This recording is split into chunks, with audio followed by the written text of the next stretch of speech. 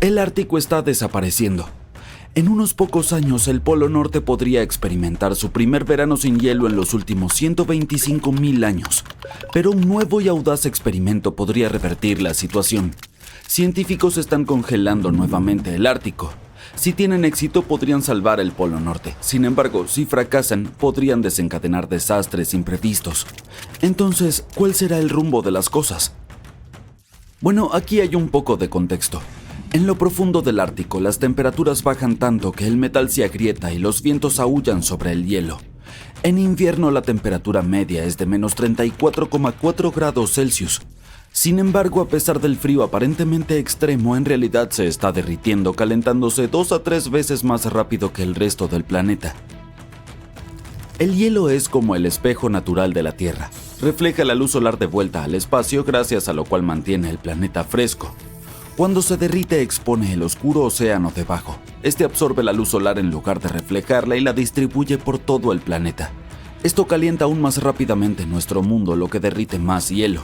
Es un ciclo vicioso y si continúa, llegaremos a un punto en el que el hielo no regresará. Esa gruesa y antigua capa de hielo que ha cubierto el Polo Norte durante miles de años ya ha desaparecido en un 95%. Lo ha estado haciendo desde los años 80. El hielo que permanece allí ahora es delgado y frágil, y cuando desaparezca desencadenará una peligrosa reacción en cadena.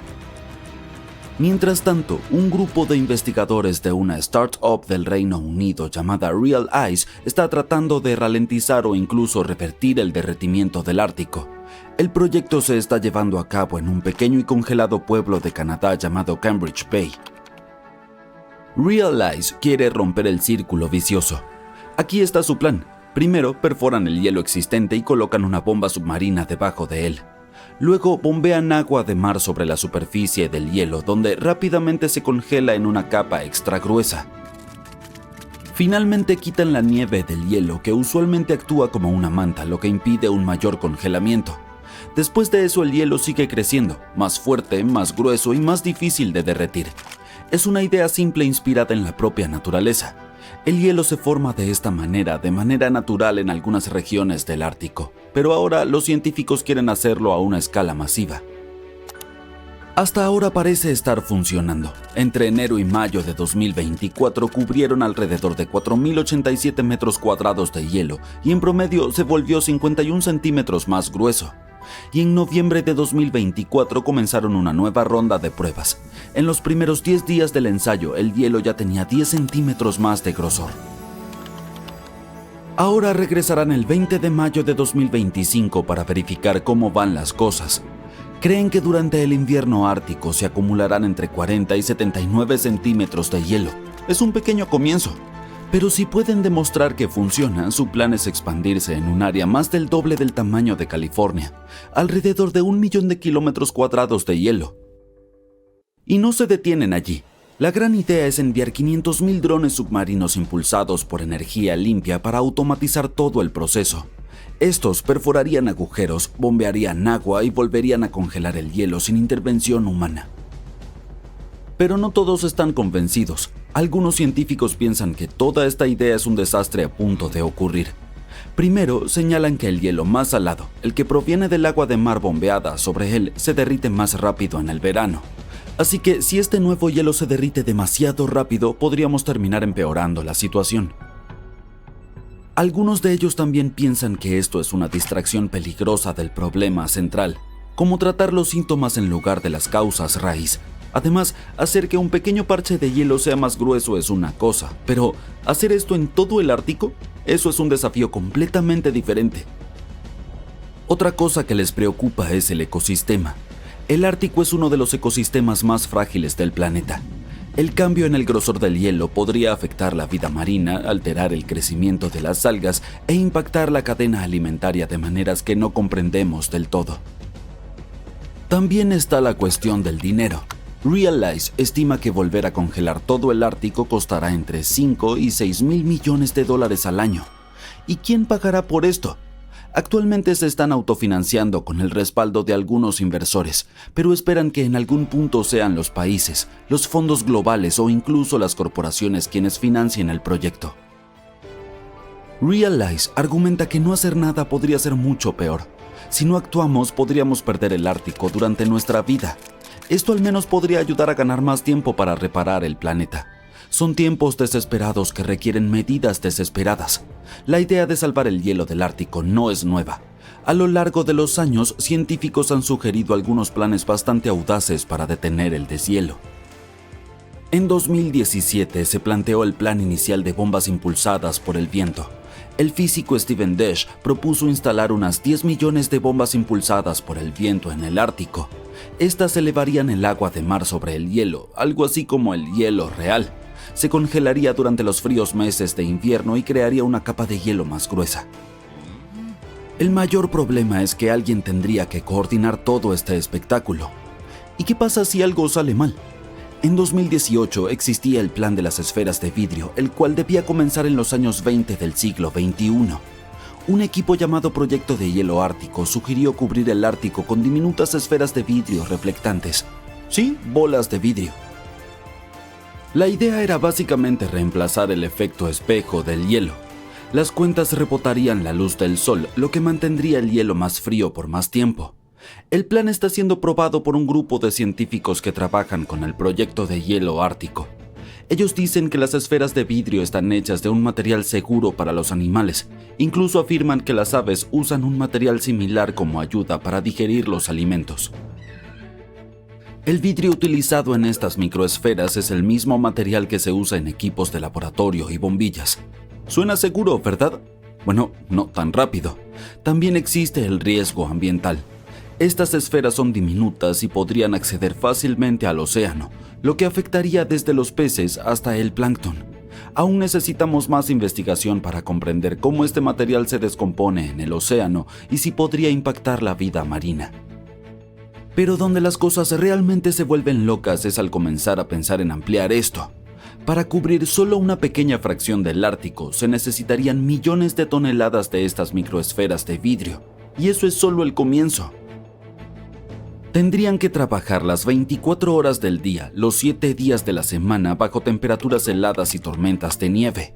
Los científicos creen que esto podría mantener el hielo lo suficientemente grueso como para sobrevivir al verano e incluso ralentizar el derretimiento. Pero, ¿puede funcionar? También está la iniciativa Bridge Ice, fundada por las mismas personas detrás del Proyecto del Hielo Ártico. En lugar de centrarse en el océano Ártico, quieren utilizar las mismas microesferas de vidrio para restaurar glaciares. Incluso probaron esto en un glaciar en Islandia, pero los expertos aún son escépticos. Dicen que podría simplemente acelerar el derretimiento en lugar de revertirlo. Otra idea era la siembra de nubes con partículas de agua. Eso implicaría rociar agua del océano en el propio cielo. Esto formaría nubes y reflejarían más luz solar. Como puedes ver, algunos de estos planes eran demasiado costosos, complicados o simplemente muy descabellados. El plan de Real Ice toma ideas de proyectos anteriores, pero es mucho más económico y práctico. Lo más importante es que está funcionando. Sin embargo, todo este desastre en el Ártico ya está afectando a las personas. En el pueblo de Newtok, Alaska, la tierra está desapareciendo. Cada año aproximadamente 21 metros de la ribera se erosionan, llevándose consigo hogares e historia. Todo eso es debido a la erosión y al deshielo del permafrost. Ahora, estas personas tuvieron que mudarse a un lugar más seguro llamado Mertarvik, a solo 14 kilómetros y medio de distancia, pero es un viaje largo y desafiante. La reubicación ha requerido años de planificación y los residentes de Newtok ya comenzaron el traslado en 2019. El nuevo pueblo ofrece mejores condiciones de salud y seguridad, pero aún está en desarrollo. Aspectos como la escuela y el supermercado permanecen en el antiguo pueblo, lo que complica las cosas. Se están instalando los sistemas de agua y alcantarillado, y por ahora la mayoría de los residentes están usando un sistema de cubeta de miel. Pero al menos tienen la oportunidad de reconstruir. Aún no está claro si estas ideas de geoingeniería son un salvavidas o un desastre. Por ahora, solo podemos mantener un ojo en ellas. Este lugar no tiene zona horaria, ni masa terrestre, y el sol sale y se pone aquí solo una vez al año. Durante más de 450 años, desde la era del rey Enrique VIII, miles de exploradores de todo el mundo intentaron llegar a este lugar esquivo. el Polo Norte. Algunos esperaban encontrar un paso al noroeste o al noreste hacia China y las Indias, y otros solo querían ver cómo era. En 1773, la Armada Real Británica organizó la primera expedición científica al Polo Norte. Constantine Phipps se ofreció a liderar la misión. Fue difícil para los dos barcos moverse a través del grueso hielo y tuvieron que ser remolcados utilizando embarcaciones más pequeñas. En algún momento, Phipps estuvo listo para abandonar los barcos al ver un mar completamente congelado, pero al final se liberaron del hielo y escaparon hacia mar abierto para regresar a casa sin alcanzar el objetivo. En 1882, el explorador estadounidense James Booth Ludwig logró acercarse al objetivo más que cualquier otro. Para ese momento, al menos 750 personas en 42 expediciones habían perdido la vida intentando llegar al Polo Norte. El 7 de septiembre de 1909, el New York Times salió con una portada sensacional. Peary descubre el Polo Norte después de 8 intentos en 23 años. Robert E. Peary, un explorador estadounidense, afirmó haber llegado al Polo Norte en abril de ese mismo año. Sin embargo, la comunicación en aquel entonces era más lenta que ahora, por lo que el mensaje recién llegó a Nueva York en septiembre. Una semana antes del famoso titular, el New York Herald había publicado su propia sensación de portada. El Polo Norte es descubierto por el Dr. Frederick A. Cook. Cook, otro explorador estadounidense, se había esfumado en el Ártico durante más de un año y tenía a todos convencidos de que había alcanzado el polo en abril de 1908, un año antes que Peary. Era realmente complicado aportar pruebas de que alguno de ellos hubiera llegado a la meta en ese entonces. Su objetivo era moverse sobre el hielo marino, a diferencia del Polo Sur, que se encuentra en tierra firme, por lo que no podían dejar una bandera u otra prueba allí. Un diario de viaje lleno de detalles del recorrido, como distancias diarias, la posición de las estrellas y similares, probablemente serviría como evidencia, pero ni Cook ni Peary pudieron proporcionar ninguno de esos datos. Entonces cada uno de ellos inició una carrera para demostrar que eran honestos y dignos de confianza. Se consideró a Peary como el descubridor del Polo Norte hasta 1988. Fue entonces cuando la National Geographic Society revisó la evidencia y encontró que sus registros no probaban su hazaña. La afirmación de Cook no fue confirmada ni refutada. El explorador británico nacido en Australia, Sir Hubert Wilkins, emprendió su primera expedición al Polo Norte en 1913. Fue entonces cuando se le ocurrió la idea de alcanzar el objetivo en submarino. En 1931 pidió prestado un submarino especial llamado O-12 de la Armada de los Estados Unidos. La futura misión tenía dos objetivos principales: realizar experimentos científicos mientras flotaban sobre el hielo y se movían bajo el agua, y llegar al Polo Norte viajando por debajo del hielo. Planeaban estudiar el clima, tomar medidas de temperatura y recolectar muestras de agua tanto de la superficie como del fondo marino. El submarino que usó Sir Hubert fue llevado a un astillero en Nueva Jersey para ser modificado. Añadieron el equipo científico más moderno y cambiaron el exterior para que el submarino pudiera viajar bajo el hielo. El 16 de marzo, el submarino comenzó su viaje hacia el astillero naval de Brooklyn, en Nueva York. Pero incluso antes de salir del río Delaware, enfrentaron retrasos. Una tormenta de nieve los obligó a detenerse en el astillero naval de Filadelfia, y tuvieron que parar nuevamente para conseguir más combustible. Cuando el submarino estaba entrando al puerto de Nueva York, un tripulante de solo 27 años cayó por la borda y se ahogó. El submarino fue oficialmente rebautizado como Nautilus, y el nieto de Julio Verne, el autor de 20.000 leguas de viaje submarino que inspiró el nuevo nombre, estuvo allí para presenciarlo. Antes de comenzar su travesía, la tripulación probó el Nautilus en diferentes lugares frente a la costa de Nueva Inglaterra. Enfrentaron críticas y ya estaban 2 meses retrasados, así que decidieron dirigirse directamente a Inglaterra. Durante su viaje a través del Atlántico, navegaron en medio de fuertes tormentas. El 13 de junio, el motor de estribor se abrió y luego el motor de babor falló debido al uso excesivo. Mientras cruzaban el Atlántico, Sir Hubert Wilkins seguía informando por radio la posición del submarino a los Estados Unidos. Después de que fallaran ambos motores, enviaron una señal de SOS. El 15 de junio, el USS Wyoming, un enorme barco en un crucero de entrenamiento con estudiantes navales, rescató al Nautilus. El Wyoming remolcó el submarino averiado hasta Queenstown, Irlanda, y luego fue llevado a Davenport, Inglaterra, para hacer las reparaciones. Tuvieron que esperar repuestos de Estados Unidos, lo que causó más retrasos. Una vez que el Nautilus fue reparado, se dirigieron a Bergen, Noruega, para encontrarse con los oficiales científicos del submarino y obtener más equipos. Una de las adiciones más importantes fue una cámara de buceo que les permitió bajar herramientas científicas al agua a través de una escotilla especial. El 5 de agosto, el Nautilus finalmente dejó Bergen y se dirigió al norte para encontrar témpanos de hielo. Tuvieron muchos retrasos debido a problemas mecánicos y tormentas. Una tormenta incluso hizo que el submarino se inclinara en ángulos insólitos. Finalmente, el 19 de agosto vieron el primer témpano de hielo. Durante unos días siguieron el borde del hielo buscando un buen lugar para bucear. 3 días después, intentaron bucear bajo el hielo, pero descubrieron que los timones de inmersión del submarino faltaban. Un buzo se lanzó al agua para verificarlo y vio que alguien debía haber roto los timones a propósito. Esto hizo que Wilkins pensara que alguien de la tripulación había saboteado el submarino porque no confiaba en la misión. Aún sin los timones, Wilkins quería realizar algunos de sus experimentos científicos. El último día de agosto encontraron una forma de forzar al Nautilus a pasar bajo un témpano de hielo de 1 metro de espesor.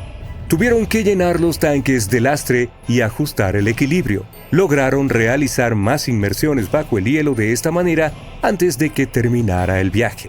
Después de unos días más intentando investigar, Wilkins decidió que era demasiado peligroso permanecer en el mar. El Nautilus llegó a Svalbard, el archipiélago ubicado entre la Noruega continental y el Polo Norte, el 8 de septiembre tras atravesar la peor tormenta del viaje. Planeaban ir a un puerto de Inglaterra, pero otra tormenta causó muchos daños e hizo que los motores fallaran, por lo que tuvieron que detenerse nuevamente en Bergen.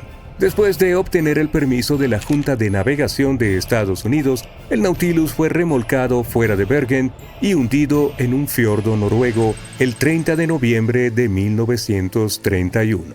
En 1958, un submarino estadounidense con el mismo nombre, Nautilus, se convirtió en el primer navío en alcanzar el Polo Norte viajando bajo el hielo. Este Nautilus era mucho más grande que los submarinos que lo precedieron. Tenía casi 100 metros de largo y pesaba 3.600 toneladas. Para compararlo, el otro Nautilus medía 53 metros de largo. A diferencia de otros submarinos, el nuevo Nautilus podía permanecer bajo el agua por más tiempo porque su motor atómico no necesitaba aire y solo usaba una pequeña cantidad de combustible nuclear. El 23 de julio de 1958 partió de Pearl Harbor, Hawái, en la operación Sunshine. Había 116 personas a bordo, el comandante Anderson, 111 oficiales y miembros de la tripulación y 4 científicos civiles. El Nautilus viajó hacia el norte a través del estrecho de Bering y recién emergió una vez que estaba en Point Barrow, Alaska. El 1 de agosto el submarino dejó la costa norte de Alaska y se sumergió bajo la capa de hielo del Ártico. El submarino viajó a una profundidad de 150 metros con el hielo de un grosor de entre 3 y 15 metros. A las 11:15 de la noche del 3 de agosto, el comandante Anderson le dijo a su tripulación: "Para el mundo, nuestro país y la Marina, el Polo Norte y el Nautilus pasó justo por debajo del Polo Norte sin detenerse". El 5 de agosto el submarino emergió en el mar de Groenlandia y luego, 2 días después, terminó su histórico viaje en Islandia.